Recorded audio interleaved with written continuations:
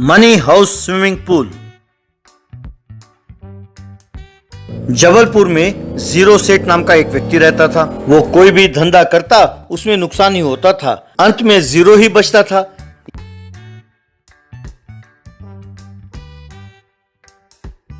इसीलिए लोग उसे जीरो सेठ कह के बुलाते थे। एक दिन जीरो सेठ अपने पिताजी रतनलाल के पास गया और पिताजी, इस दुनिया में किसी व्यक्ति को उसके बाप से ज्यादा और कौन विश्वास कर सकता है। इसलिए अब मैं एक नया सा स्विमिंग पूल का बिजनेस शुरू करना चाहता हूँ। मुझे एक 10 लाख रुपए दीजिए पिताजी, इसमें इन्वेस्टमेंट के लिए।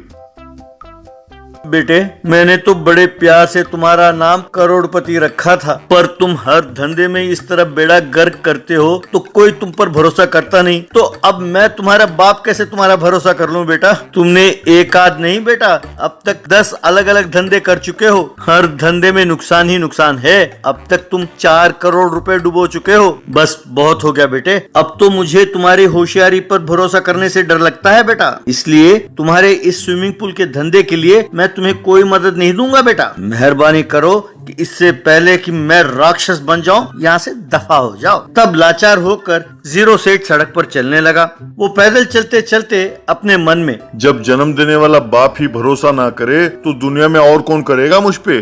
मुझे कोई उधार तो देगा नहीं, मैं कोई बिजनेस शुरू कर नहीं सकता। लगता है जीना ही बेकार है। मैंने स्विमिंग पूल बनाने के लिए जो जमीन खरीदा है उसी में एक गड्ढा खोदकर उसमें कूद के मर जाता हूँ। यूं सोचकर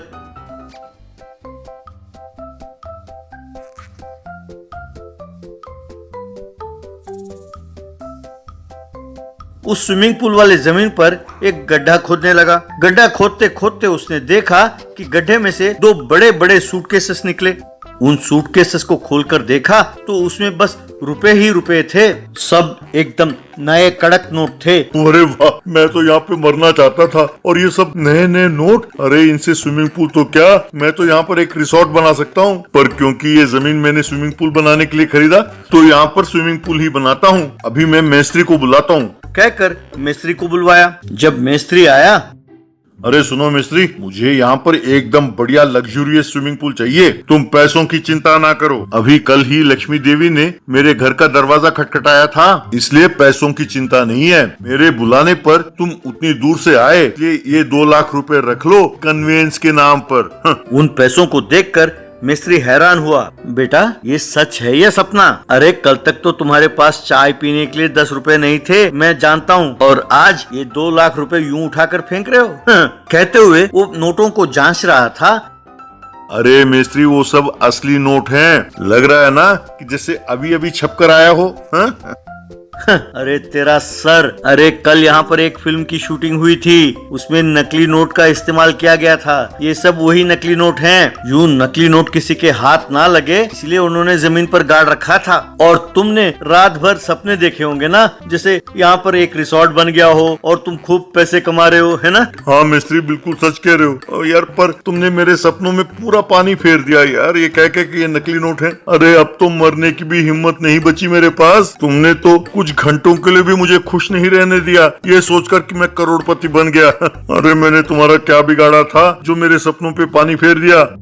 बेटा, एक तरह से मैंने तुम्हारी भलाई की है। अगर तुम ये नकली नोट लेकर जाते और किसी को दान करते या कुछ खरीदते तो तुम्हें जेल के अंदर डाल देते और जिंदगी भर वहीं सड़ते रहते। पर बेटे, पैसों के आते ही तुमने मुझे 2 लाख रुपए कन्वेंस के लिए जो दिया था वो देखकर मैं तुम्हारी फिराक दिली पर फिदा हो गया हूँ बेटा। इसीलिए मैं अपने खुद के खर्चे पर तुम्हारे लिए एक स्विमिंग पूल बनाकर दूंगा। तुम बिजनेस करो, जो मुनाफा होगा दोनों 50-50 बांट लेंगे। अरे तुम जो मुझ पर भरोसा कर रहे हो, इससे नए नए आइडिया पैदा हो रहे हैं। ये जो नकली नोट हैं, इनसे तुम एक नया मनी हाउस स्विमिंग पूल बना कर दो।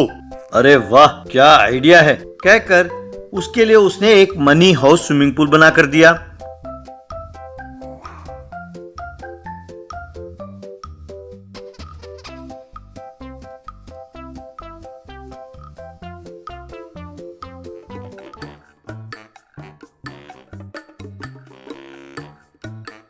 ये देखकर लोग, अरे वाह, मनी हाउस स्विमिंग पूल बहुत बढ़िया है, ऐसा हमने पहले कभी नहीं देखा, कहकर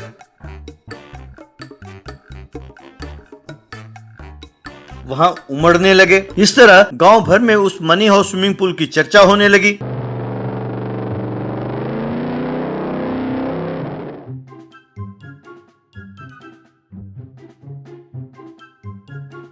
एक दिन रतनलाल अपने बेटे जीरो सेठ को ढूंढता हुआ वहां पहुंचा।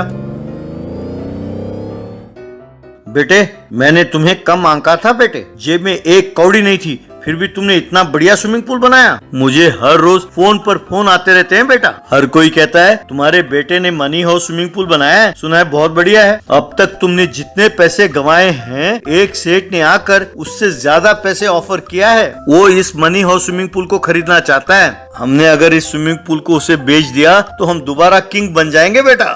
मेरे बात मान लो मेरे लाल। आप सही कह रहे हो पिताजी, पर ये सब उस मिस्त्री के पैसे हैं। मेरा तो सिर्फ आइडिया था। अब उससे पूछना पड़ेगा वो क्या चाहता है।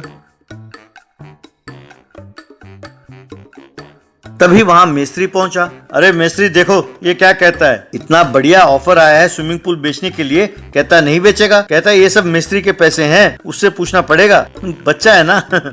सही तो कह रहा है रतनलाल जी। दुनिया के साथ साथ आपने भी मिलकर इसे जीरो सेट कह के इसका आपने बिल्कुल प्रोत्साहन नहीं किया, पर उसके अंदर एक बिजनेसमैन छुपा है। उस पर भरोसा करके मैंने ये पैसे डाले हैं। बेटे, मुझे कोई आपत्ति नहीं है अगर तुम बेचना चाहते हो।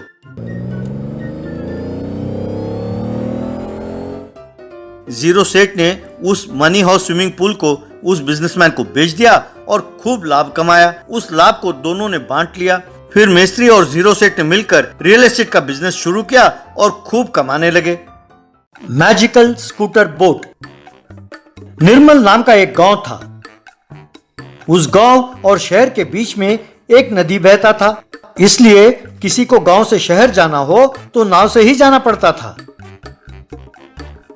एक दिन बहुत सारे लोग शहर जाने के लिए नदी के किनारे नाव का प्रतीक्षा कर रहे थे। बहुत देर बाद एक नाव वहां आया। गांव की सरपंच देवी नाव वाले से, क्यों राजेश, इतनी देर लगा दी? मैंने कल ही तुम्हें बोला था ना कि मुझे एमएलए साहब से मिलने जाना है। मैडम, आपने कहा था शहर जाना है, आपने एमएलए से मिलना है नहीं कहा था। अगर आप वो बात कल ही कह देते तो मैं प्रबंध कर देता, फिर आपको एमएलए तक जाने की जरूरत ही नहीं पड़ती।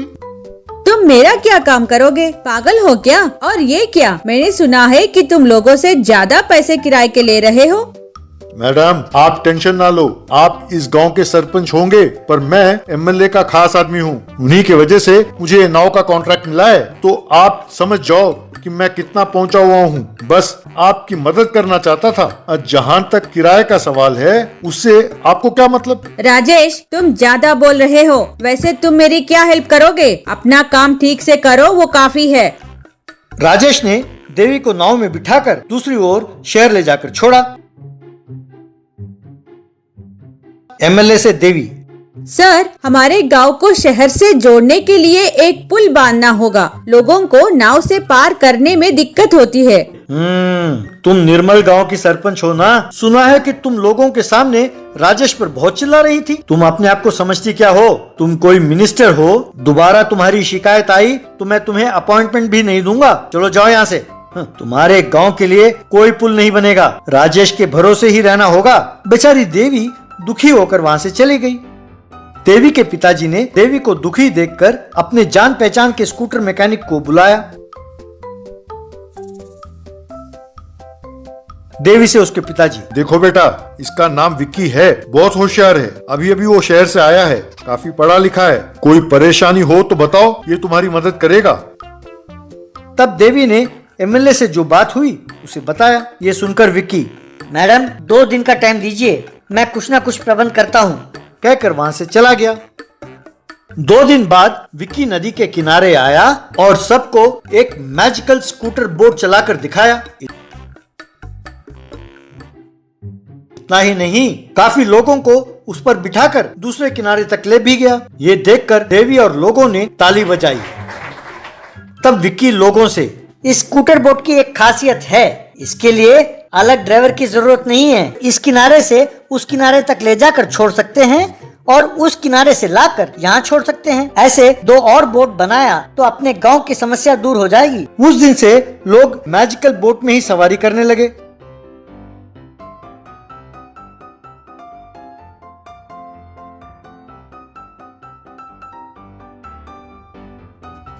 राजेश के नाव में लोगों ने जाना बंद कर दिया। तब राजेश वहां आकर देवी और लोगों से, तुम लोग ये सब क्या कर रहे हो? यहाँ नाव चलाने का कॉन्ट्रैक्ट मेरा है। कोई होशियारी दिखाओगे तो बात एमएलए तक पहुँचेगी, तब इस गांव को ही भुगतना होगा। तो जाओ करो शिकायत तुम्हारे एमएलए से, कम वक्त। कहकर डांटा। तब राजेश ने जाकर एमएलए को सब कुछ बताया। मैं नहीं जानता कि तुम क्या करोगे। कल उस गांव में ना कोई स्कूटर बोट होनी चाहिए और ना ही तुम्हारा नाव। मेरे पास आने के लिए देवी को तैर कर ही आना होगा। ठीक है सर, आज ही मैं अपना करामात दिखाता हूँ, कहकर वहां से चला गया। रात को राजेश और उसके आदमी आकर उस स्कूटर बोट को आग लगाने की कोशिश करने लगे। इसकी भनक पहले ही देवी और विक्की को मिल चुकी थी, इसीलिए वो वहीं पहरा दे रहे थे। उन बदमाशों को उन्होंने पकड़कर खूब मारा और पुलिस के हवाले किया। फिर राजेश की हरकत को टीवी में प्रसार किया। उसे देखकर कलेक्टर ने एक पुल बनाने का सैंक्शन किया।